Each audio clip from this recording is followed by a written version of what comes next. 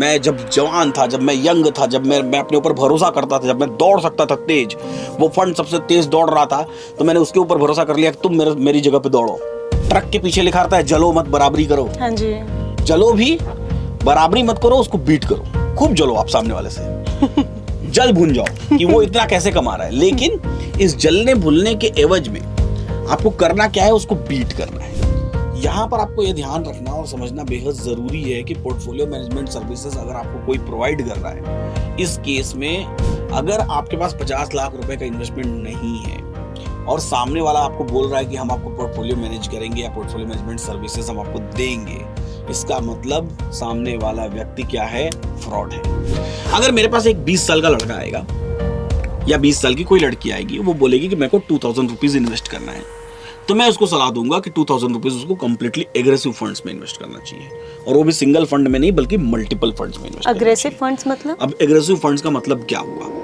Car खरीदने जाते हैं, बाइक खरीदने जाते हैं, कोई भी चीज, हम कोई मोबाइल फोन भी खरीदने जाते हैं, तो हम देखते हैं ना कि हमारे बजट वाला, हमारा लिमिट क्या है। हाँ, अवेलेबल तो फोन करोड़ों रुपए के भी, करेक्ट, ठीक है। स्टॉक मार्केट में जब आप इन्वेस्ट करने जाते हैं तो आपके पास सरप्लस पैसा होना चाहिए। सरप्लस पैसा का मतलब समझते हैं आप? हाँ जी। क्या होता है सरप्लस पैसा? सरप्लस पैसा वो होता है जैसे हमने कोई इनकम, कोई सैलरी ली और सैलरी लेने के बाद हमने अपने एक्सपेंसेस उसमें से हटा दिए, जो भी घर का खर्चा किया। सपोज करिए 10,000 रुपीज को 3 पार्ट्स में स्प्लिट किया, 3, 3, 4। अब 3000 मेरे को डालना है मिड कैप में, तो उस 3000 को भी मैं 6 पार्ट में डाइवर्सिफाई किया। हाँ। उस 3000 को भी क्या किया, 500, 500, 500, 500, 6 पार्ट्स। सभी को नमस्कार है, सभी को अभिनंदन है। कैसे हैं सभी लोग? उम्मीद करते हैं सभी लोग अच्छे हैं और जीवन का आनंद ले रहे हैं। मेरे साथ बैठी हुई है ज्योति। क्यों बैठी हुई है, क्या काम है भाई? काम ये है कि ये आई हुई है 7 दिनों में स्टॉक मार्केट सीखने। अब स्टॉक मार्केट का मतलब ये नहीं समझिएगा पहले तो कि ये है इंट्राडे ट्रेडिंग की बात। स्टॉक मार्केट का मतलब है कि पूर्णतया फाइनेंशियल एजुकेशन की बात कर रहे हैं हम लोग। अब फाइनेंशियल एजुकेशन का मतलब क्या हुआ कि भाई वेल्थ कैसे क्रिएट करें, ऐसा क्या क्या हम अपने जीवन में करते चले जाएं जिससे कि डाउन द टाइम जब समय बीते, तो समय बीतने के बाद जब हम ऐसे एज में पहुंचे, जब 40 के हों, 45 के हों, 50 के हों, तब हमें फील हो कि हाँ हमारे बिहाइंड द सीन बैकएंड पे अच्छा खासा वेल्थ, ठीक ठाक वेल्थ है अवेलेबल। और ये कैसे होगा? ये होगा different kind of diversified systematic investment से। इसमें इंट्राडे ट्रेडिंग भी शामिल होती है, इसमें पोजिशनल ट्रेडिंग भी शामिल होती है, इसमें म्यूचुअल फंड्स में भी इन्वेस्टमेंट शामिल होता है, इसमें बॉन्ड्स में भी इन्वेस्टमेंट शामिल होता है, इसमें आप तरह तरह की अल्टरनेटिव फंड्स में भी इन्वेस्टमेंट कर सकते हैं, फिक्स डिपॉजिट भी करते हैं, रिकरिंग डिपॉजिट भी करते हैं, SIPs भी करते हैं, SWPs भी करते हैं। तो मल्टीपल चीज़ें हैं जो हमको करनी है। यहाँ तक कि हेल्थ इंश्योरेंस और टर्म इंश्योरेंस भी इसी में इंक्लूडेड होता है, प्रोविडेंट फंड भी इसी में इंक्लूडेड होता है। तो ईच एंड एवरीथिंग, ये सारी प्लानिंग हम अपने जीवन में कैसे करें, इसको हम 7 दिनों के अंदर सीखने और समझने का प्रयास करेंगे। और इस प्रयास में हमने पीछे भी, इसके पहले भी सीरीज बनाई है 7 एपिसोड की, और अभी हमारे पास दूसरे कंटेस्टेंट ज्योति हैं जो आई हैं सीधा दिल्ली से यहाँ पर। ज्योति के बारे में जानेंगे भी, और इस पूरी एपिसोड को आपको देखना बेहद ज़रूरी है। आप सीरियस हैं अगर अपने जीवन में इन्वेस्टमेंट्स के बारे में, इंट्राडे ट्रेडिंग के बारे में, पोजीशनल ट्रेडिंग के बारे में, अपनी पूरी फाइनेंशियल लाइफ, फाइनेंशियल साइकिल को बेहतर करने के बारे में, तो आपको ये पूरी सीरीज देखनी पड़ेगी और इस एपिसोड को भी पूरा देखना पड़ेगा। तो सबसे पहला काम तो चैनल को सब्सक्राइब कर लीजिए और बेल आइकन प्रेस कर दीजिए। क्यों? उससे क्या होगा? उससे आने वाली सारी वीडियोज़ आपको मिलेंगी। साथ ही साथ इस प्लेलिस्ट को भी सब्सक्राइब कर लीजिए। अब आगे आपको क्या करना है, वीडियो को लाइक कर दीजिए, कमेंट वीडियो के आखिरी में करिएगा। जब आप पूरी वीडियो देख लीजिएगा, इससे रिलेटेड कोई भी सवाल रहेगा तो उस सवाल को कमेंट बॉक्स में आप ज़रूर लिखिएगा। तो चलिए बात की शुरुआत करते हैं। थोड़ा सा जानने की कोशिश करेंगे ज्योति के बारे में कि आई कहाँ से है दिल्ली से, और ऐसा क्या आपको सुर चढ़ गया भाई ट्रेडिंग करने का। उम्र तो आपकी पूछ नहीं सकता, फीमेल्स की नहीं पूछते हैं। जाती है। करेक्ट। अच्छा, वैसे मेरा भी 2 दिन पहले ही बर्थडे गया है। 2 दिन पहले ही बर्थडे गया है। चलिए, तो आपको बहुत बहुत बधाई हो, जन्मदिन की शुभकामनाएं। अब ये बताइए कि क्यों आपको ट्रेडिंग क्यों करनी है? कुछ थोड़ा सा अपने बारे में बताइए। वैसे तो हमारे जो लोग देखना चाहते हैं उन्होंने रील्स में बहुत कुछ देख लिया, लेकिन फिर भी यहाँ जानते हैं कि क्यों ट्रेडिंग ही क्यों करना है आपको। मेरा नाम ज्योति है, मैं दिल्ली से आई हूँ। मैं टीचर रह चुकी हूँ। मैंने काफ़ी सारी चीज़ें की अपने लाइफ में। मैं बहुत मल्टी टैलेंटेड पर्सन हूँ, लेकिन ना मेरे को ना कहीं वो ग्रोथ नहीं मिली है जो ग्रोथ मैं एक्सपेक्ट करती हूँ अपने आप से, लेकिन वो नहीं हुई है। क्यों? क्योंकि चॉइसेस बहुत इंपॉर्टेंट होते हैं लाइफ में। मैं क्या चूज़ करना चाहती हूँ ये मेरे ऊपर डिपेंड करता है। लेकिन मैंने क्या कहते हैं, बहुत सारी जब मैंने टीचिंग की तो मेरे पास सैलरी थी, ठीक है, वो कोई दिक्कत नहीं है, पर मेरे पास ग्रोथ नहीं थी। मतलब वो इंक्रीज़ होती है, ईयर टू ईयर इंक्रीज़ होती है। मेरे को अपनी लाइफ सेटल करनी है, स्टेबिलिटी चाहिए, एक प्रॉपर स्टेबिलिटी चाहिए। इसीलिए मैंने ट्रेडिंग का ऑप्शन खुद नहीं देखा था। जब मेरे लाइफ में बहुत सारे डिस्टर्बेंस थे तो मेरे कज़न ने मेरे को ना सजेस्ट किया कि यार तू देख, तेरे अंदर ना टैलेंट है, तू शायद कर लेगी, तू चेक कर एक बार। और फर्स्ट टाइम मैं इंट्रोड्यूस भी विनय सर से ही हुई थी स्टॉक मार्केट के बारे में। क्यों? क्योंकि मेरे भाई ने इनको देखा हुआ था, वो जानता था और उसने बहुत सारी डिटेलिंग की हुई थी इनके बारे में। तो उसने मुझे स्टोरी बताई, बहुत अच्छे से बताई। हम बैठे थे, उन्होंने मेरे को एक बार स्टोरी बताई, पूरी डिटेलिंग की, मतलब कम्प्लीटली। तो मुझे समझ में आया कि अच्छा ऐसा भी कुछ है। तो उन्होंने नाम बताया, मैंने नाम तो अपने दिमाग में रिकॉर्गनाइज किया और मैं अपने घर गई, मैंने पूरी रिसर्च करी कि कौन है ये। फिर जब डिटेलिंग की, समझ में आया कि अच्छा ठीक है। फिर ये भी देखा कि भाई इनका जो एक तरीका है ना, वो है कैलकुलेशन, जो मुझे बहुत अच्छा लगा। क्योंकि मेरे को, मैं ना गैम्बलिंग नहीं कर सकती, हर बंदा ये जानता है। मेरे पास इतना पैसा नहीं है कि मैं आके बर्बाद कर दूँ। मेरे को सीखना है, डिटेल में सीखना है। मैं डॉक्टर बनना चाहती थी पर मैं नहीं बन पाई, क्योंकि उसके लिए भी मेरे को सीखना था, समझना था, अंडरस्टैंड करना था। वो मेरा फेलियर है लाइफ का, लेकिन मैंने उससे सीखा बहुत कुछ है। पेशेंस सीखे हैं, एक प्रिपरेशन फेज सीखा है कि कैसे प्रिपरेशन करनी चाहिए किसी भी चीज़ को, या किसी भी चीज़ में जाना है तो उसके लिए आपको पहले से एक अच्छी बेस नॉलेज होनी चाहिए। सेम मेरा स्टॉक मार्केट को लेके था। मैंने कभी आके ऐसे तू आके ही तुरंत ये ट्रेड नहीं करना, ये नहीं, ऐसे नहीं किया है कुछ भी। मैंने भी खुद कुछ नहीं किया है, बस मैं सीखती गई, बुक्स पढ़ती गई, समझती गई। मैं आना भी चाहती थी, हाँ, और मैं लास्ट ईयर भी आना चाहती थी। मैंने कॉल भी की थी इवन, लेकिन मैंने कॉल करने के बाद फिर मैं आई नहीं, क्योंकि मेरे पास फाइनेंशियल इश्यूज थे थोड़े से। उसके बाद जब ये हुआ तो फिर ये वाली जो थी ना, ये मेरे को अपॉर्चुनिटी दिखी। मैं हॉस्पिटल में बैठी थी एक दिन और मैंने जस्ट एक रील स्क्रॉल की और ये हुआ। मैंने कहा अरे ऐसा भी कुछ है तो क्यों ना मैं भी देख लूँ। वैसे मेरा लक नहीं है पर ठीक है, मैंने डाला और डाल के मैंने कहा अब देखेंगे, जो होगा देखा जाएगा। सडनली मुझे कॉल आया और मैं सच में इस बात से बहुत खुश हूँ।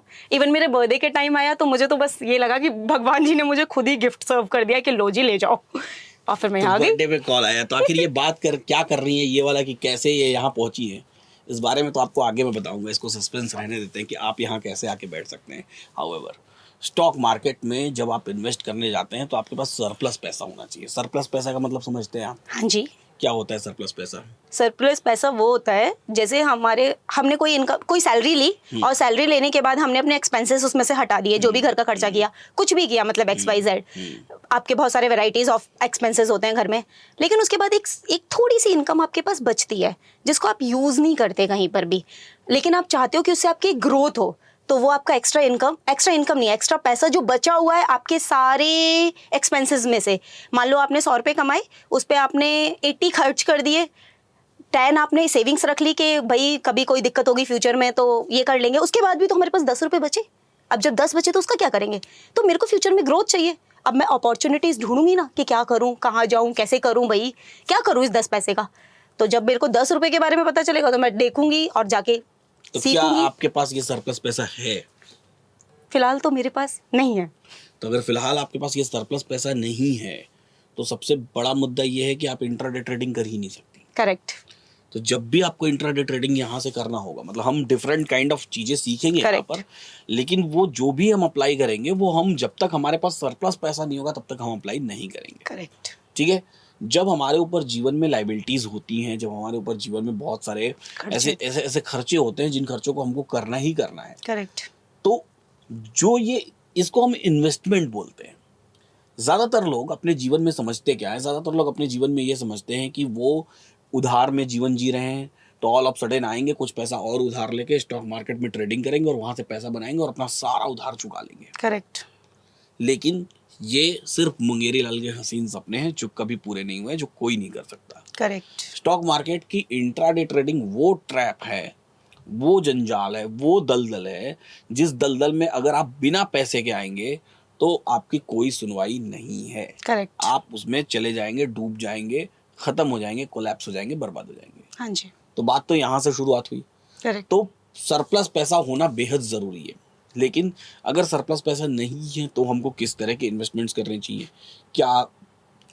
किस तरीके से बाजार के बारे में सोचना चाहिए, कैसे सरप्लस पैसा बनाने के बारे में सोचना चाहिए, कैसे फंड्स क्रिएट करना चाहिए, कैसे वेल्थ क्रिएट करना चाहिए, इन सब बारे में भी हम लोग समझने की कोशिश करते हैं। देखिए, फाइनेंशियल मार्केट में इन्वेस्टमेंट के मल्टीपल मीडियम्स होते हैं। करेक्ट। रिकरिंग डिपॉजिट से Yes. शुरू करें हम। रिकरिंग डिपॉजिट मतलब आप अपने सरकारी बैंक में जाकर के या फिर प्राइवेट बैंक में जाकर के या फिर पोस्ट ऑफिस में जाकर के वहां पर आप महीने के जो पैसे जमा करते हैं उसको रिकरिंग डिपॉजिट कहते हैं। आज की जनरेशन हो सकता है एकदम जो नए लोग हों इंस्टॉलमेंट्स में हो सकता है उनको इस बारे में ना पता हो, क्योंकि अब धीरे धीरे SIPs का ट्रेंड बढ़ रहा है, लेकिन फिर भी रिकरिंग डिपॉजिट में आपको लगभग 6% के आसपास का रिटर्न मिलता है।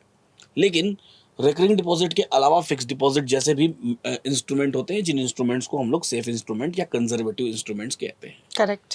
अब कंजर्वेटिव इंस्ट्रूमेंट्स का मतलब ये होता है कि हमारा माइंडसेट ऐसा, जिस माइंडसेट में हम लोग क्या कर रहे हैं, जिस माइंडसेट में हम लोग पैसा तो इन्वेस्ट कर रहे हैं लेकिन हम अपने पैसे को रिस्क पर नहीं डालना चाहते हैं। करेक्ट।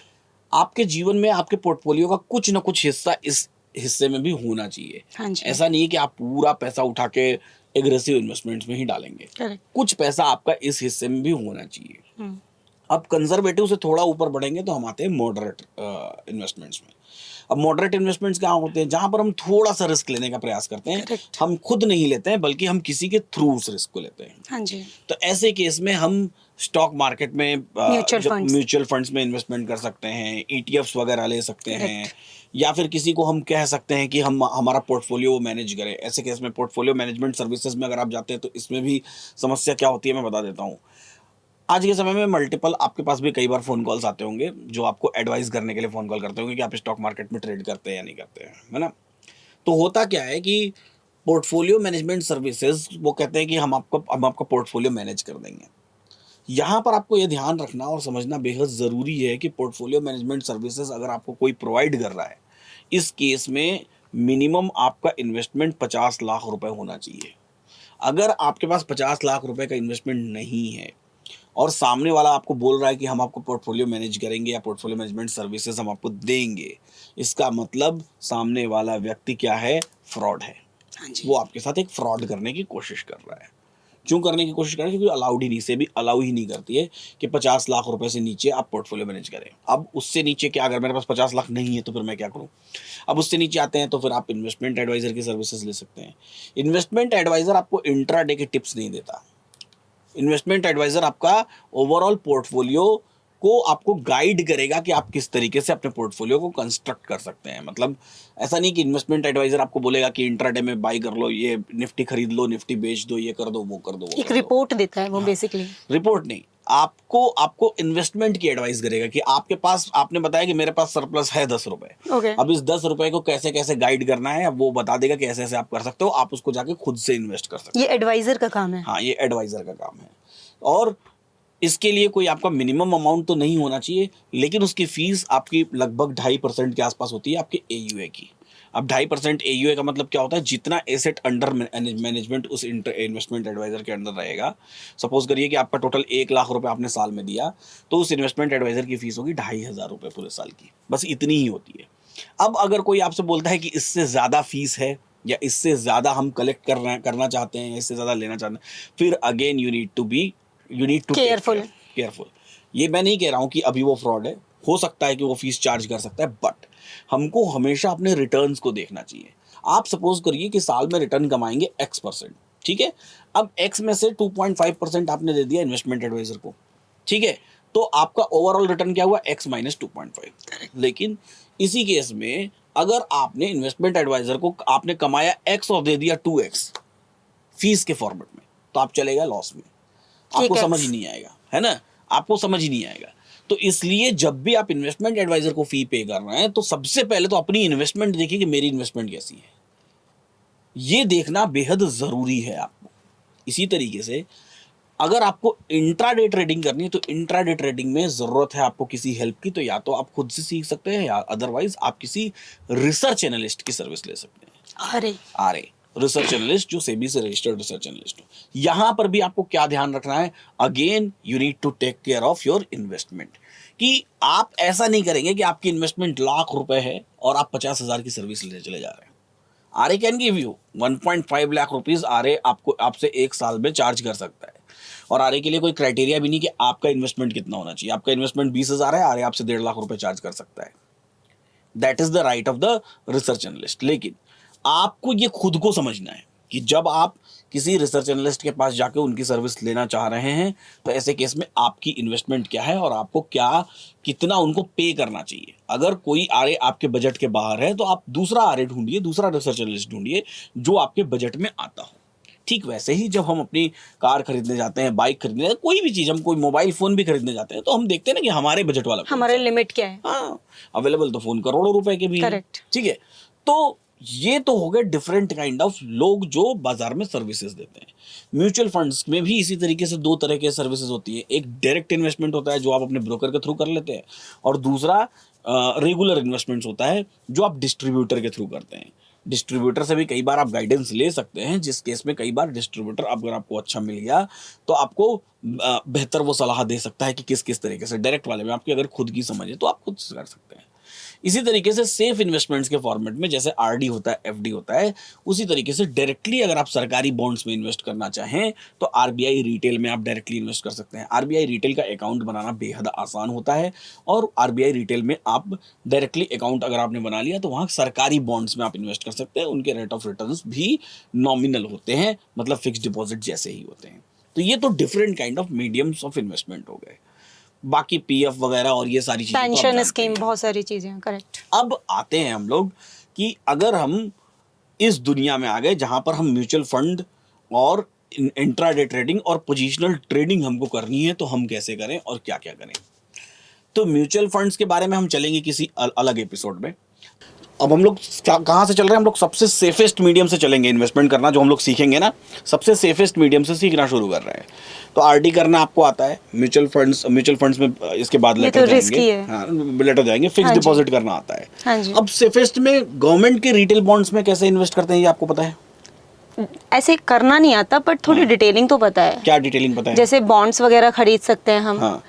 और डिपेंड करता है कि आप कितने ड्यूरेशन के लिए लेना चाहते हो। वो भी आपके पास वेराइटीज में अवेलेबल हैं, जैसे 1 ईयर, कुछ मंथ्स में भी होते हैं, कुछ लॉन्ग टर्म भी है, और कुछ के तो होते ही नहीं है, मतलब फुल टाइम। देखिए कैसा होता है, बॉन्ड्स के बारे में थोड़ा सा बात करना चाहूंगा मैं, ताकि जो लोग उससे रिलेटेड उस तरह के इन्वेस्टमेंट्स करना चाहें तो कर पाए।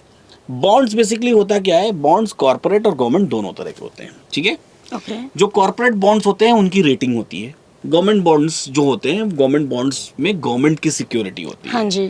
तो गवर्नमेंट बॉन्ड्स लेस रिस्की होते हैं। हाँ क्यों जी। लेस रिस्की होते हैं? क्योंकि वहां पीछे गवर्नमेंट की गारंटी होती है। करेक्ट। कॉर्पोरेट बॉन्ड्स ज्यादा रिस्की होते हैं। क्यों रिस्की होते हैं? क्योंकि वहां पर गवर्नमेंट की गारंटी नहीं होती है। अब दोनों में डिफरेंस क्या है? कॉर्पोरेट बॉन्ड्स पर हमको रेट ऑफ इंटरेस्ट थोड़ा ज्यादा मिलता है। हाँ जी। और गवर्नमेंट बॉन्ड्स पर हमको रेट ऑफ इंटरेस्ट थोड़ा कम मिलता है। अब बेसिकली बॉन्ड्स होते क्या है? Bonds is something like FD, fix deposit जैसा ही है, लेकिन something better if you want to earn from FD in the comparison of FD। अगर आप FD से थोड़ा ज़्यादा कमाना चाहते हैं तो आपको बॉन्ड्स की तरफ रुख करना चाहिए। रेटिंग A से लेकर के AAA और माइनस में भी होती है।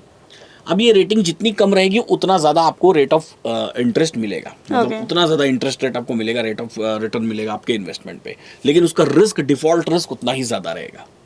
और जितना कम रेट ऑफ इंटरेस्ट रहेगा उतना आपका डिफॉल्ट रिस्क कम हो जाएगा। जैसे मैं आज जो मीडियम बताने वाला हूँ, ये शायद मीडियम आपको आपने यूट्यूब पर कहीं देखा भी नहीं होगा, फिर भी मैं आपको बताता हूँ।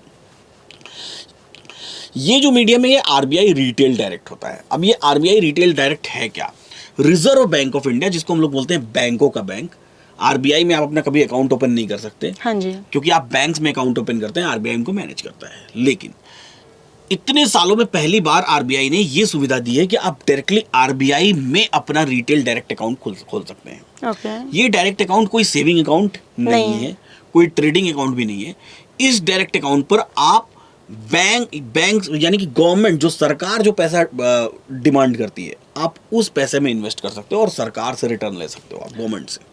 कैसा होता है आपका, इसका सिंपल, आपको कहाँ जाना है? आरबीआई रिटेल डायरेक्ट पे जाना है, आरबीआई रिटेल direct.org.in, और यहाँ पर सिंपली आपको अपना रजिस्ट्रेशन कर लेना है। रजिस्ट्रेशन करने के लिए यहाँ पर इंस्ट्रक्शंस दिए हुए हैं कि आपका मोबाइल नंबर लिंक होना चाहिए आपके आधार कार्ड से। सेविंग अकाउंट में आपके यूपीआई और नेट बैंकिंग की फैसिलिटी होनी चाहिए।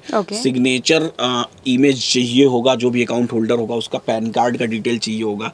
Bank account number, IFSC code चाहिए होगा। Address proof in case of address change अगर आपका है तो बेसिक डिटेल, मतलब जो बेसिक डिटेल है वो चाहिए होगा आपको प्रोसीड करके यहाँ डिटेल डालना है, और बड़ा सिंपली 5-7 मिनट में, 5 to 7 मिनट्स में ये अकाउंट ओपन हो जाता है। अब जब अकाउंट ओपन हो जाता है तो ये कैसा दिखता है, ये ऐसा दिखता है, ये मेरा लॉगिन किया हुआ अकाउंट है, ये ऐसा दिखता है account। ओके। तो बेसिकली है क्या, इसमें करना क्या है, दिखाई क्या दे रहा है यहाँ पर, तो सबसे पहले हम लोग देखने की कोशिश करते हैं। आप मेरे लेफ्ट साइड में देखेंगे तो मेरे लेफ्ट साइड में आपको ऑक्शन दिख रहा है। हाँ जी। ऑक्शन मतलब कि जो बॉन्ड्स गवर्नमेंट के ऑक्शन में अभी सामने अवेलेबल हैं, ये बॉन्ड्स की लिस्ट यहाँ पर हमको दिखाई दे रही है। और ये लिस्ट आपको मेल पर भी डेली रात को 12 साढ़े 12 बजे के आसपास ईमेल आता है आरबीआई का। ओके। डेली आता है मेरे पास मेल, उसी समय आएगा ईमेल, जिस ईमेल में कौन सी लिस्ट आज नई अपडेटेड आ गई है वो पूरी लिस्ट आ जाती है। ठीक है। ठीक है। अब इसमें क्या है, सबसे ऊपर देखिए सेंट्रल गवर्नमेंट का बॉन्ड। अगर मुझे सेंट्रल गवर्नमेंट का बॉन्ड खरीदना है तो मुझे यहाँ क्लिक करना पड़ेगा। अभी सेंट्रल गवर्नमेंट में मुझे एक भी बॉन्ड कोई ऐसा दिखाई नहीं दे रहा है ना, कोई भी ऐसा बॉन्ड नहीं दिखाई दे रहा है जो मुझे सेंट्रल गवर्नमेंट ब्लैंक है। इसी तरीके से ये स्टेट गवर्नमेंट का हो गया। देखिए स्टेट गवर्नमेंट में मुझे हमको मल्टीपल बॉन्ड्स दिखाई दे रहे हैं। हाँ ये देखिए, ये हरियाणा का है, ये गोवा का है, ये हरियाणा। तो और इनका इशू साइज भी है 100 CR, 1000 CR, 1000 CR, 1000 CR, 1000 CR। ठीक है। Issue size means, issue size मतलब टोटल कितना रुपया इनको चाहिए। ओके। मतलब कितने रुपए इन्वेस्ट करेंगे जिसके बाद बॉन्ड की परचेसिंग और सेलिंग बंद हो जाएगी। ठीक है ना, मतलब आप तो बेच पाएंगे लेकिन इनको कितना रुपए चाहिए। ठीक है। साथ ही साथ इंडिकेटिव यील्ड का मतलब क्या होता है, कितने % रिटर्न आपको मिलेगा, वो हर बॉन्ड के सामने लिखा हुआ है। हाँ जी। तो अब आपको हो सकता है बैंक में जो परसेंटेज मिल रहा है उससे बेहतर अगर यहाँ मिल रहा है, पीछे गवर्नमेंट की सिक्योरिटी है तो टेंशन फ्री, कोई दिक्कत वाली बात नहीं है। जो आप बैंक में FD, हाँ, जो आप बैंक में फिक्स डिपॉजिट कर रहे हो, सेम काम आप यहाँ कर सकते हो। अगर आपको बेटर रिटर्न्स मिल रहे हैं तो ये एक बेहतर ऑप्शन हो सकता है rather than you are going to the bank और बैंक में फिक्स डिपॉजिट आप कर रहे हो। बहुत सारे कंजर्वेटिव लोग होते हैं हमारे घर में, आपके हाँ जी। जो हमारे से पीछे जनरेशन होती है, तो उनके लिए उनको अब ये इसमें हरियाणा सरकार को ये पैसा देना है तो गवर्नमेंट कभी डिफॉल्ट नहीं करेगी। इसको आप इन्वेस्ट करने के लिए सिंपली यहाँ पर सिक्योरिटी में, जैसे यहाँ से आपने बिड पे क्लिक किया, तो ये सिक्योरिटी का नाम ऑटोमेटिक यहाँ आ गया। बिड अमाउंट आपको कितना करना है, मैंने 1 रुपया लिखा है, नहीं होगा इसने। क्या लिखा इसने, मिनिमम आपको कितना लगाना पड़ेगा, 10,000। ठीक है, तो मैंने लिखा 10,000 लिखा, इसने ले लिया। ठीक है। इंडिकेटिव प्राइस 98.66 इसने लिखा, और जैसे ही मैं इसको सबमिट करूंगा मेरा बिड यहाँ पर सबमिट हो जाएगा। ये मैंने बिड किया, इसका मतलब ये नहीं हुआ कि मुझे मिल गया, मिला नहीं है, करेक्ट, लेकिन मिल जाएगा। अगर मिला तो ये मुझे मिलेगा। इसी तरीके से सोवेरियन गोल्ड बॉन्ड में भी अभी तो सोवेरियन गोल्ड बॉन्ड आने बंद हो गए हैं, पहले आते थे, अभी नहीं आया बहुत टाइम से, तो ये यहाँ पे आप उसमें भी इन्वेस्ट कर सकते हैं, और FRS भी।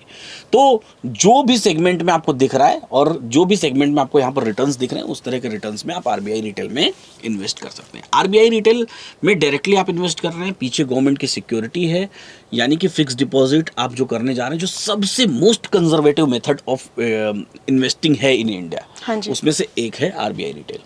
ठीक है। क्या इसका अमाउंट लगता है, जैसे हम स्टॉक्स वगैरह में करते हैं तो उनके चार्जेस लगते हैं, क्या इनके भी चार्जेस लगते हैं? RBI रिटेल आपसे कोई चार्जेस नहीं लेगा।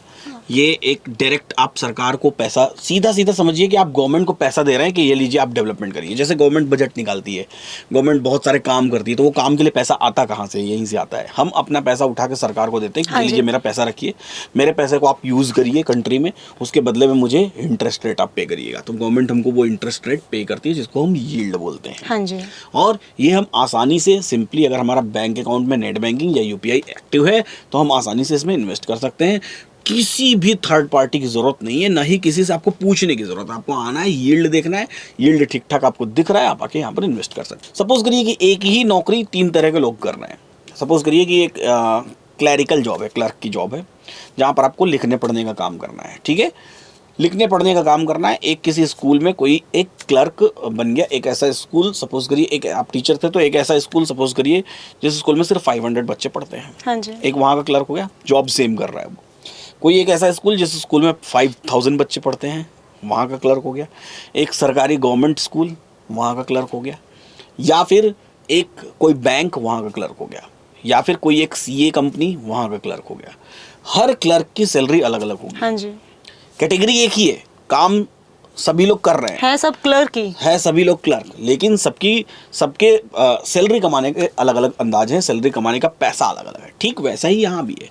आपकी कैटेगरी वही, आपने कंजर्वेटिव इन्वेस्टमेंट ही किया, आपने RD कर दिया, आपने गवर्नमेंट के बैंक में FD कर दिया, आपने प्राइवेट बैंक में FD कर दिया, आपने यहाँ पर आकर के डायरेक्टली डिटेल्स में कर दिया, गवर्नमेंट को पैसा दे दिया, स्टेट गवर्नमेंट को या ट्रेजरी बिल के फॉर्मेट में यहाँ पैसा दे दिया और यहाँ इन्वेस्ट कर दिया। उस कैटेगरी में आपको सबसे ज्यादा कमाना है। ऐसे म्यूचुअल फंड्स में भी हम क्यों तरह तरह के फंड्स ढूंढते रहते हैं, हम इसीलिए ढूंढते रहते हैं ना कि तरह तरह के फंड्स अच्छे हों। हाँ, बेटर रिटर्न्स। सीधी सी बात है, ट्रेंड को बीट कर लिया अगर आपने तो आप बेहतर बन जाएंगे। हमको हमेशा हमारे दिमाग में ये रखना है। एक्चुअली जब ट्रेडिंग आदमी शुरू करता है ना, तो वो यहीं से शुरू करता है कि हम सबसे अमीर कैसे बनेंगे। तो सबसे अमीर बनने का तरीका क्या है? सबसे अमीर बनने का तरीका आपको क्या लगता है क्या है? सबसे अमीर बनने का कोई तरीका ही नहीं होता। नहीं होता है सबसे ऐसे तो नहीं होता कि आपका आए नहीं, सपना होता है सिर्फ सबसे अमीर बनने का कि सो गए बन गए अमीर, सुबह उठे तो कुछ नहीं। नहीं। दिस इज ऑल्सो द सबसे अमीर वाला तरीका। नहीं, ऐसा नहीं हो सकता, ऐसा ही होता है। सबसे अमीर बनने का तरीका है ट्रेंड को बीट करना। जैसे एक आप दौड़ देखते हैं, हाँ, ये कार रेस होती है, करेक्ट, कार रेस होती है। अब एक व्यक्ति है जो सबसे पीछे से दौड़ना शुरू किया और सब दौड़ में आगे निकल गए, तो क्या वो पहली बार ही एक ऐसा जंप लगाने की कोशिश करे कि सीधा उठ के सबसे पहले वाले व्यक्ति के आगे जाकर उड़ जाए, पहुंच जाए? पॉसिबल ही नहीं है। अगर वो ऐसा ट्राई करेगा तो क्या होगा सोचिए? गिर जाएगा। कितनी बार भी ट्राई कर ले, जब तक वो 1000 टाइम प्रैक्टिस नहीं कर लेगा उस चीज की, वो एक बार में जंप कर तो ही भी नहीं कर सकता। 5 लाख बार प्रैक्टिस नहीं कर सकता। एक दौड़ है जहाँ 2 किलोमीटर दौड़ना प्रोसेस है। एक बंदा उससे 500 मीटर आगे चल रहा है, ये 500 मीटर पीछे है, 500 मीटर की तो जंप लगा नहीं सकता। हाँ जी। और बीच में अगर सैकड़ों लोग दौड़ रहे हैं तो सबसे पीछे वाला व्यक्ति सबसे आगे कैसे जा सकता है? क्या वो ये सोचे कि मैं जीत नहीं सकता? नहीं, वो ये नहीं सोचेगा, वो उल्टा खड़ा होके वहां खड़ा हो जाएगा, हो गया पहले। क्या वो आपकी तरफ बोले कि चलो मैं सो जाता हूँ, मैं सबसे आगे पहुंच जाऊंगा? हाँ, हो सकता है। नहीं, ऐसे भी नहीं पहुंचेगा। वो कैसे पहुंचेगा? उसको एक एक को क्रॉस करना पड़ेगा। हाँ, 1 बाय 1। पहले वाले को बीट करेगा, दूसरे को बीट करेगा, तीसरे को बीट करेगा, चौथे को बीट करेगा, सबको एक एक को क्रॉस करते हुए आगे बढ़ना पड़ेगा। यानी कि बीटिंग द बेंचमार्क। मेरे बगल में जो चल रहा है ना, मेरे को बस उससे ज्यादा कमाना है। आप ये मत सोचिए कि मेरे को सबसे ज्यादा कमाना है। आपके जो पैरेलल चल रहा है, जो काम आप कर रहे हो सेम काम सामने वाला कर रहा है, आपको उससे ज्यादा कमाने की कोशिश करनी है, then you can become rich. Okay, यही एकमात्र तरीका है। आप अगर ये तरीका सोचो कि नहीं मैं पहले दिन ही इन्वेस्ट करूंगा और अगले दिन मैं झुनझुनवाला साहब के बगल में बैठा रहूंगा, तो झुनझुनवाला साहब तो आप भी कहीं ऐसी स्थिति में पहुंच जाओगे। तो आपको करना क्या है? आपको सिंपल है, आपके जो पैरेलल आपके बराबर काम कर रहा है, आपके बराबर इन्वेस्ट कर रहा है, वो कितना पैसा कमा रहा है और आप उससे कैसे बेहतर कमा सकते हो, इतना ही ट्राई करना है। जब इसको बीट कर लेना आप, तो फिर अगले वाले का ट्राई करना। तो क्या इसी को स्मार्ट वर्क बोलते हैं कि भाई यही स्मार्टेस्ट है? जैसे आरबीआई में हम डायरेक्ट कर रहे हैं तो ये स्मार्टेस्ट है as compare to FD. Obviously. अब सोचिए कि एक व्यक्ति है आपके घर में, दादाजी हैं आपके, हाँ जी, ठीक है, उन्होंने आप स्टेट बैंक ऑफ इंडिया में एफडी करा रखा है, ठीक है, और उनको स्टेट बैंक ऑफ इंडिया उनको X% का रिटर्न दे रही है, हाँ जी, ठीक है। अब आपके पड़ोसी के दादाजी हैं, उन्होंने क्या किया? उन्होंने यहाँ पर आ गए वो गोल्ड बॉन्ड में, अरे स्टेट गवर्नमेंट के बॉन्ड में, स्टेट गवर्नमेंट के बॉन्ड में उनको यहाँ पर ये % का रिटर्न मिल रहा है, जो कि आपके दादाजी से बेहतर है। हाँ जी। दोनों लोग आपस में बातें करते हैं, कहते हैं कि भाई मैं तो ऐसा इन्वेस्टमेंट करना चाहता हूं जिसमें कि मेरा पैसा नहीं डूबना चाहिए, चूंकि सरकारी बैंक है इसलिए मैं सरकारी बैंक में कर रहा हूं। और पड़ोसी के दादाजी कहते हैं मैं तो सीधा सरकार को ही जाके दे रहा हूं। बातें तो दोनों एक ही हुई, मीडियम लेकिन मीडियम अलग अलग है। लेकिन जो पड़ोसी के दादाजी हैं उनका काम थोड़ा ज्यादा स्मार्ट है। हाँ जी। क्यों स्मार्ट है? क्योंकि वो उन्होंने ढूंढा कि मैं अपने पड़ोसी को कैसे बीट कर सकता हूं। करेक्ट। और यही काम हमको अपने जीवन में करना है। जो होता है ना कि ट्रक के पीछे लिखा रहता है जलो मत बराबरी करो। हाँ जी। तो जलो भी बराबरी मत करो, उसको बीट करो, खूब जलो आप सामने वाले से जल भून जाओ कि वो इतना कैसे कमा रहा है। लेकिन इस जलने भूलने के एवज में आपको करना क्या है? उसको बीट करना है, अपने आप को उससे बेटर बनाओ, जितने % भी रिटर्न करना कमा रहा है, ठीक है, जो भी आपकी कैटेगरी में है। हाँ और ये सिर्फ मैं FD RD की बात नहीं कर रहा हूँ। यही चीज जब हम म्यूचुअल फंड्स में चले जाते हैं, म्यूचुअल फंड्स में भी इन्वेस्ट करने जाते हैं, तो फिर हमको यहाँ पर भी यही सोचना है कि आपके एज ग्रुप में, आपके सैलरी कैटेगरी में, आपके सेविंग्स कैटेगरी में जितने लोग जो पैसा इन्वेस्ट कर रहे हैं म्यूचुअल फंड्स में, आप उनसे बेहतर रिटर्न्स कैसे निकाल सकते हैं। फिर से आपको वहां पर भी यही सोचना है। तो चला जाए हम लोग अब ये एकदम कंजर्वेटिव इन्वेस्टमेंट से थोड़ा मॉडरेट की तरफ आगे बढ़ा जाए। हाँ जी। कंजर्वेटिव इन्वेस्टमेंट समझ में आ गया? हाँ जी। आपको समझ में आया नहीं? कमेंट बॉक्स में जरूर लिखिएगा। अब चलते हैं हम लोग मॉडरेट इन्वेस्टमेंट्स की तरफ। अब मॉडरेट इन्वेस्टमेंट्स क्या होता है? मॉडरेट इन्वेस्टमेंट में म्यूचुअल फंड के डिफरेंट काइंड ऑफ इन्वेस्टमेंट्स आ जाते हैं, ETFs आ जाते हैं, बॉन्ड्स आ जाते हैं। बॉन्ड्स मतलब गोल्ड बॉन्ड्स आ जाते हैं, मतलब जो थोड़े ज़्यादा रिस्की वाले होते हैं। गोल्ड बॉन्ड रिस्की कहलाता है। तो म्यूचुअल फंड्स में 2 तरह के इन्वेस्टमेंट होते हैं। एक होता है डायरेक्ट इन्वेस्टमेंट और दूसरा होता है इनडायरेक्ट। इनडायरेक्टली रेगुलर कहते हैं उसको, है ना। अब रेगुलर किसके थ्रू होता है? डिस्ट्रीब्यूटर्स के थ्रू। जैसे हम as a LTP calculator financial technology private limited हम डिस्ट्रीब्यूटर हैं, हम डिस्ट्रीब्यूट करते हैं, हम इन्वेस्ट भी वही करवाएंगे जो आप डायरेक्टली इन्वेस्ट करेंगे। जैसे मैं एक एग्जांपल दिखाता हूँ आपको, ठीक है। यहाँ पर हमने एक साइट ओपन की हुई है, इस साइट में यहाँ पर ध्यान से देखिए डायरेक्ट और रेगुलर प्लान्स दोनों दिख रहे हैं, ठीक है। अब मैं डायरेक्ट और रेगुलर प्लान्स दोनों पे क्लिक कर दे रहा हूँ। अब आप बेहद ध्यान से देखिएगा, जब हम डायरेक्ट और रेगुलर दोनों तरह के प्लान्स पर क्लिक कर रहे हैं तो देखिए यहाँ डायरेक्ट प्लान है और ये ग्रोथ प्लान है। कोटक का कॉन्ट्रा फंड है, फंड एक ही है, कॉन्ट्रा फंड ये भी है, कॉन्ट्रा फंड ये भी है। ये डायरेक्ट प्लान है और ये ग्रोथ प्लान है, मतलब ये रेगुलर प्लान है, इसमें डायरेक्ट नहीं लिखा हुआ, रेगुलर प्लान है। रेटिंग दोनों की सेम है क्योंकि फंड एक ही है। AUM दोनों का सेम है क्योंकि उसी की बात हो रही है, उसी फंड को डायरेक्टली आप जाके परचेज कर रहे हैं या उसी फंड को आप हमारे जैसे किसी डिस्ट्रीब्यूटर के थ्रू परचेज कर रहे हैं। What is the meaning of AUM? AUM का मतलब एसेट अंडर मैनेजमेंट, यानी कि टोटल जो लोगों ने इन्वेस्ट किया है, कितना पैसा अभी तक इस फंड में लोग इन्वेस्ट कर चुके हैं। तो 4715 करोड़ रुपीज इन्वेस्ट हो चुका है इस फंड में, ठीक है। अब यहाँ पर रिटर्न की बात की जा रही है कि रिटर्न्स दोनों फंड में कंपैरेटिवली क्या आ रहे हैं। तो जब भी आप देखेंगे तो ऑन एन एवरेज जो डायरेक्ट जो फंड्स होते हैं उनके कंपैरेटिव जो आपके रेगुलर फंड्स होते हैं उसके रिटर्न थोड़े से स्लाइट कम होते हैं, हमेशा थोड़े कम रहेंगे। लॉन्ग ड्यूरेशन में ना, लॉन्ग ड्यूरेशन में, शॉर्ट ड्यूरेशन में, हर ड्यूरेशन में आपको थोड़े वो कम दिखाई देंगे। क्यों कम दिखाई देंगे? क्योंकि उसमें डिस्ट्रीब्यूटर भी साथ में है, उसकी फीस लग जाती है ऑब्वियसली। ओके। तो फिर हम डायरेक्ट क्यों नहीं इन्वेस्ट करें, डिस्ट्रीब्यूटर के थ्रू ही क्यों इन्वेस्ट करें? अगर आपकी समझ है डायरेक्ट इन्वेस्ट करने की तो बिल्कुल आपको डायरेक्ट इन्वेस्ट करना चाहिए, लेकिन अगर आपकी समझ नहीं है तो आपको हमेशा डिस्ट्रीब्यूटर के थ्रू इन्वेस्ट करना चाहिए। क्यों? उसके पीछे कारण मैं बताता हूँ। देखिए म्यूचुअल फंड्स जो होते हैं ना, ये दिन दो दिन में बढ़ने वाली चीज़ तो है नहीं। हाँ जी। आप आज पैसा इन्वेस्ट करना शुरू करोगे, इसके बारे में इसका रिटर्न क्या आया क्या नहीं आया हो सकता है आपको आफ्टर 10 ईयर्स पता चलेगा। हाँ जी। आफ्टर 15 ईयर्स पता चलेगा, आफ्टर 12 ईयर्स पता चलेगा। यानी कि आपने पैसा इन्वेस्ट करना शुरू किया और किसी ऐसे फंड में पैसा इन्वेस्ट करने लगे, आप डायरेक्ट फंड्स में इन्वेस्ट किया, आपको म्यूचुअल फंड्स की सही जानकारी है नहीं, आपने डायरेक्ट फंड में इन्वेस्ट किया और किसी ऐसे फंड में इन्वेस्ट करने लगे जिस फंड में आपने अपने बगल वाले को बीट नहीं किया। बीट नहीं किया इन द सेंस कि सेम सैलरी कैटेगरी में सेम पर्सन जो सेम अर्निंग कर रहा है वो किसी ऐसे फंड में इन्वेस्ट कर रहा है जहां उसको ज़्यादा रिटर्न मिल रहा है और आप किसी ऐसे फंड में इन्वेस्ट कर रहे हो जहां आपको कम रिटर्न मिल रहा है। आपको पता ही नहीं चलेगा कि बेंचमार्क क्या है और उस बेंचमार्क को आप बीट कैसे करो। दूसरी बात, आपने ऐसे फंड में इन्वेस्ट किया जो फंड अभी तो बहुत अच्छा परफॉर्म कर रहा है लेकिन आगे चल के वो अच्छा परफॉर्म नहीं करेगा। तो क्या ये बात डिस्ट्रीब्यूटर को पता है कि आगे चल के वो परफॉर्म कैसा करेगा नहीं करेगा? ये किसी को नहीं पता है।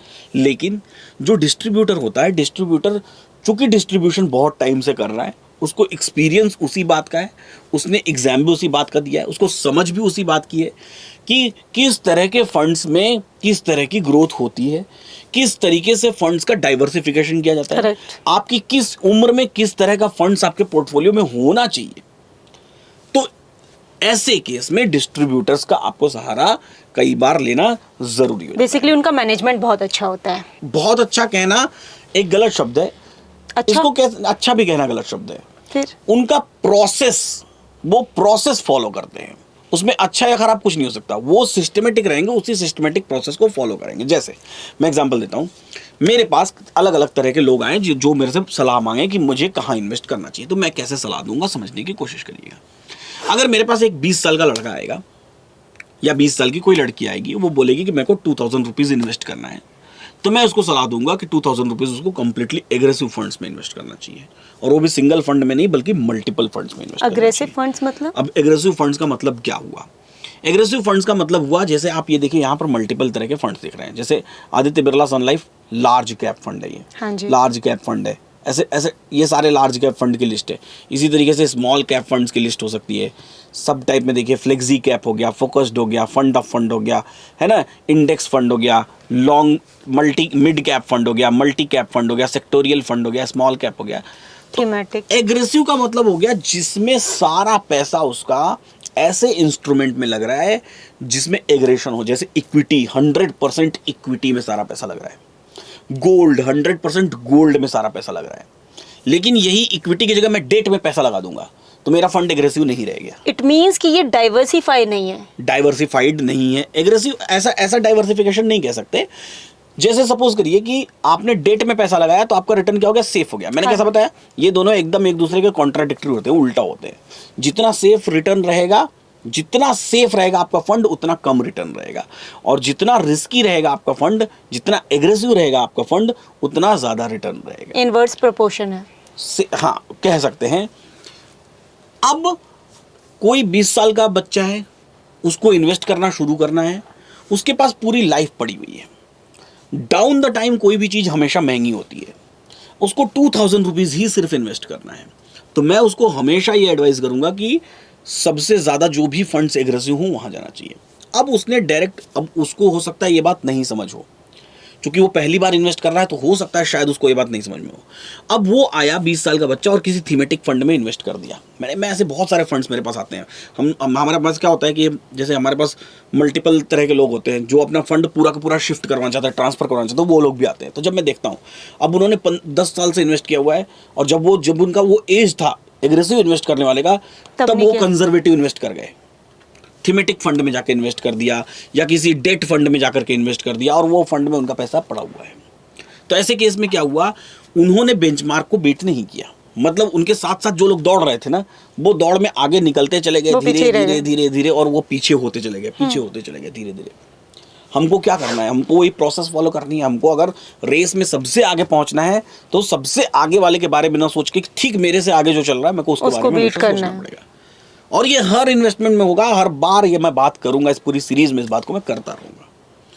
तो यही 20 साल के बजाय कोई 27-28 साल का व्यक्ति आ जाए, जिसकी अभी अभी तुरंत शादी हुई है, नई, उसको भी मैं एग्रेसिव फंड्स ही सजेस्ट करूंगा कि अभी भी आप एग्रेसिव फंड्स में रह सकते हैं। लेकिन जैसे ही शादी वाले कपल का बच्चा हो गया, 3 लोग हो गए, अब मैं उसके फंड्स को स्प्लिट करवा दूंगा। स्प्लिट करवाने से रहेंगे अभी भी एग्रेसिव, अब बच्चे का एग्रेशन ज़्यादा हो जाएगा, और जो पेरेंट्स हैं उनका एग्रेशन थोड़ा सा कम हो जाएगा। जो फंड, अब उस फंड्स को हम 2 पार्ट में स्प्लिट कर देंगे, एक कपल के लिए, दूसरा बच्चे के लिए। थोड़े और बच्चा बड़ा हो गया, या 2 बच्चे हो गए, तो 3 पार्ट्स में स्प्लिट हो गया, एक कपल के लिए, 2 पार्ट्स बच्चों के लिए। अब कोई व्यक्ति आया जिसने बोला मुझे 10,000 रुपीज़ इन्वेस्ट करना है, डायरेक्ट फंड में गया, 10,000 रुपीज़ की एक SIP लगा दी, उसके लिए बड़ा आसान काम हो गया। लेकिन मैं पर्सनली अगर इसको डिस्ट्रीब्यूशन करने जाऊं, तो मैं कैसा डिस्ट्रीब्यूशन करूंगा? मैं डायरेक्ट फंड्स में, मैं रेगुलर फंड्स में अगर जा रहा हूं, तो मैं उसी 10,000 रुपीज़ को हो सकता है 6 पार्ट्स में, 8 पार्ट्स में, या 10 पार्ट्स में स्प्लिट कर दूंगा। 10 पार्ट्स कैसा होता है, जैसे मैंने लिया, सपोज करिए कि मिड गैप में मेरे को इन्वेस्ट करना है ना, और मिड गैप में मुझे इन्वेस्ट करना है, तो मैंने मिड गैप ले लिया। अब मैं मिड गैप के, देखिए इतने सारे फंड्स हैं, मल्टीपल है, आदित्य बिरला हो गया, बड़ौदा हो गया, DSP हो गया। अब आप जब आएंगे रिटर्न्स के मामले में, तो ऑलमोस्ट सारे सिमिलर ही होते हैं। हाँ जी। और ये आज के हैं, हिस्टोरिकल रिटर्न फ्यूचर के रिटर्न में कोई डिफरेंट होगा, हमेशा डिफरेंट होगा।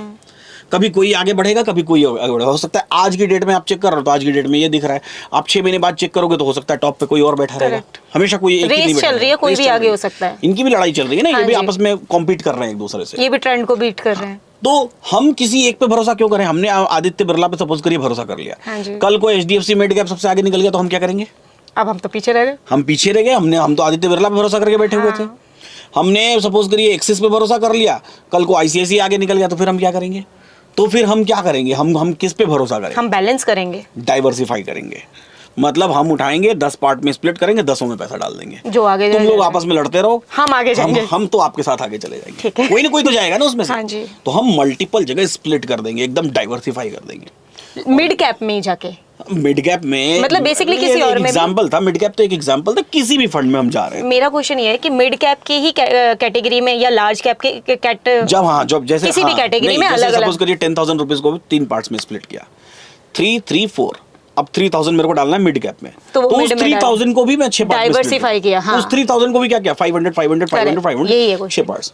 फिर दूसरा 3,000 मेरे को लार्ज कैप में डालना है, उसको भी 6 पार्ट डाइवर्सिफाई किया। तीसरा 3,000, 4,000 मेरे को स्मॉल कैप में डालना है, तो उसको भी डाइवर्सिफाई। बेसिकली आपने 10,000 का क्लासिफिकेशन कर दिया प्रॉपर्ली, कंप्लीटली माइक्रो मैनेजमेंट। इतना माइक्रो मैनेजमेंट कि पहले, दूसरे, तीसरे, चौथे, 5वें, 7वें, 8वें सब सारे नंबर्स पर मैं ही बैठा हुआ हूँ। हाँ जी। मेरे साथ जितने भी लोग रेस में दौड़ रहे हैं, उनके साथ मैं भी दौड़ रहा हूँ। वो मैंने इन्वेस्टमेंट किया हुआ है, मेरे साथ 10 लोग दौड़ रहे हैं, तो मैं 10 के फंड्स में मेरा इन्वेस्टमेंट है, तो उनके साथ ही साथ दौड़ रहा हूं। मेरा हर जगह प्लेस है कहीं ना कहीं, चाहे थोड़ा ही सही। हाँ, थोड़ा ही सही। अगर पहले नंबर पर मेरा थोड़ा सा पार्ट रहेगा, दूसरे नंबर पर मेरा थोड़ा सा रहेगा, तीसरे नंबर, सब जगह पर मैं बैठा हुआ। इनके लड़ाई से फिर मुझे फर्क नहीं पड़ता। हाँ, तो मेरा रिस्क ये नहीं रहेगा कि यही वाला जीतेगा तो ही मैं जीतूंगा। हाँ जी, मेरा रिस्क क्या रहेगा, सारे में से कोई भी जीत गया मैं, हाँ, लेकिन अगर सारे हार गए तो वो रिस्क तो सबके लिए मार्केट में अवेलेबल है, उस रिस्क का तो कोई तोड़ ही नहीं है। करेक्ट। उस रिस्क का कोई जवाब ही नहीं है। वो रिस्क जैसे कोविड आया था, उस समय सारे ही फंड्स गिर गया था, सब कुछ नीचे चला गया था, तो उसका कोई जवाब ही नहीं है।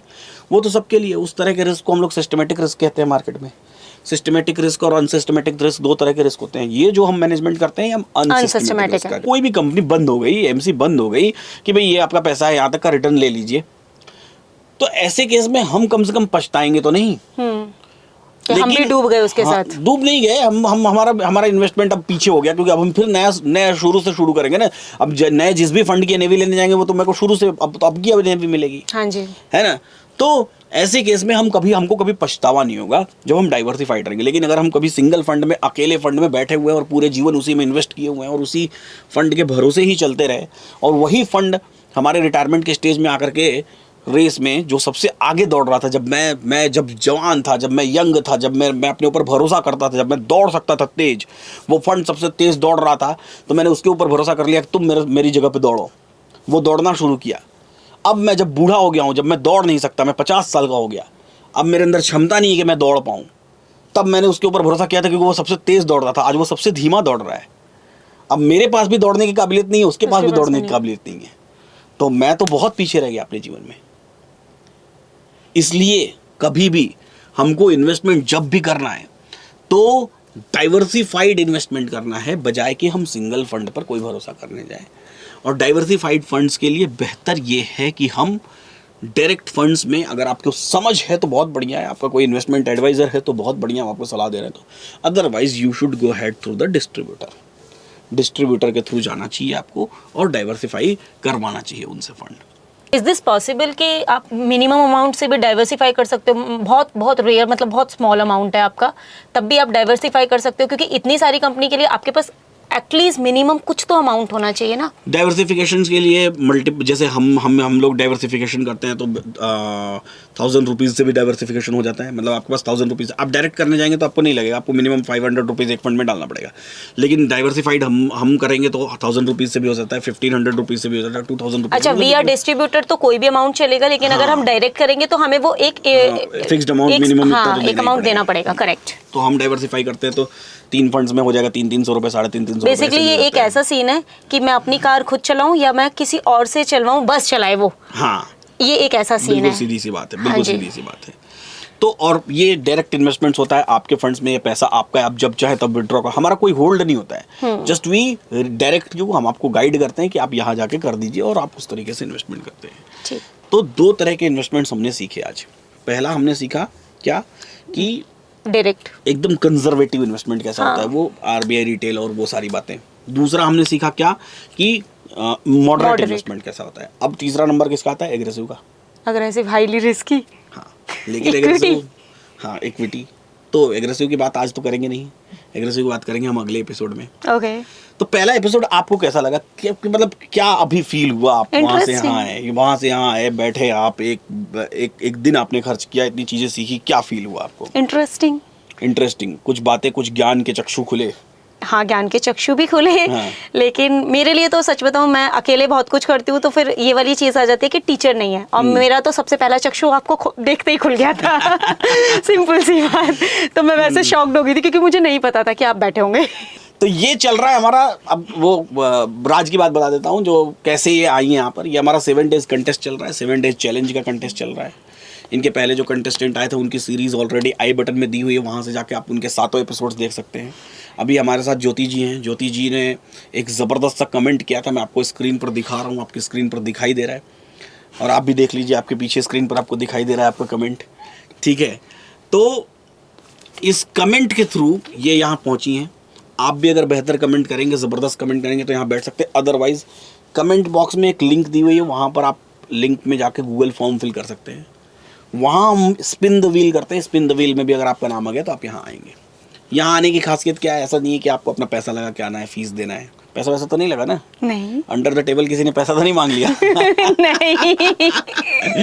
तो बेसिकली यहाँ आपके आने का खर्च हम वहन करेंगे, हम उठाएंगे, आपके यहाँ से वापस जाने का भी खर्च हम उठाएंगे, आपको यहाँ स्टे की भी व्यवस्था हम करेंगे, खाने पीने की व्यवस्था करेंगे। हालांकि इन्होंने अभी तक खाना नहीं खाया है, लंच नहीं किया आ जाते अभी तक, लेकिन करवा देंगे इनको लंच, ठीक है? तो लंच की व्यवस्था करेंगे और साथ ही साथ आपको हम 7 दिन में 7 एपिसोड्स में सिखाएंगे पूरा का पूरा इंटायर फाइनेंशियल मार्केट का डिफरेंट कंडीशन और सारी चीज़ें। वीडियो आपको कैसी लगी बताना बिल्कुल मत भूलिएगा। उम्मीद करता हूं कि इस वीडियो में आपने भी बहुत सारी चीज़ें सीखी होंगी। कमेंट बॉक्स में अपने वैल्यूएबल कमेंट्स लिखना बिल्कुल मत भूलिए। इन्वेस्टिंग डैडी चैनल को सब्सक्राइब कर लीजिए, बेल आइकन प्रेस कर दीजिए। ऐसे ही सीखते रहिए, मुस्कुराते रहिए और जीवन का आनंद लेते रहिए। फिर मिलेंगे हम लोग अगले एपिसोड में, अगली वीडियो में।